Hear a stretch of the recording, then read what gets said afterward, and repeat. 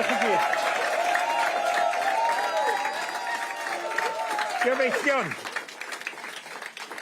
wrth i ganlyniadau ddod i law ledled Cymru dros yr oriau diwetha, mi ddath hi'n amlwg pa ddewis sydd wedi cael ei wneud ar gyfer dyfodol ein cenedl. Dwi am ddiolch i bawb sydd wedi cymryd rhan yn yr etholiad heddiw, ac ar sail y bleidlais honno, mae Plaid Cymru Rhun yn barod i fwrw mlaen i ffurfio llywodraeth nesaf Cymru. Mae pobl Cymru wedi dewis gobaith.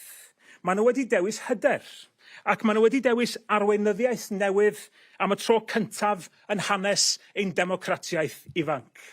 Ond wrth i'r stori newydd yma gael ei sgwennu, nid heddiw sy'n bwysig mewn difri, ond fori. A'r diwrnod ar ôl hynny, dechrau nid diwedd y daith ydy hyn. Daw dydd y bydd mawr y rhai bychain, meddai Waldo. Wel, mi ddaeth y dydd hwnnw.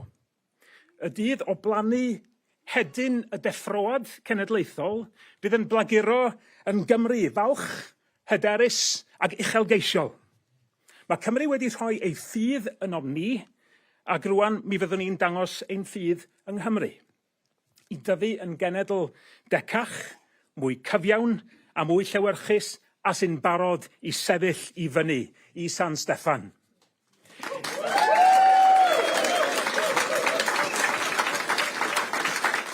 I now intend to reach out to others who can support these missions with the pace and the seriousness they demand, and to find common ground where we can for the common good.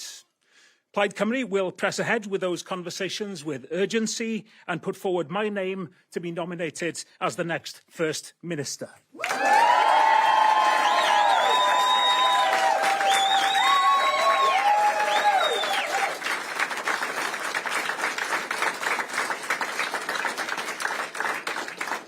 I will end with these words. Our nation deserves a government that will work with relentless determination to deliver on the things that matter most to you.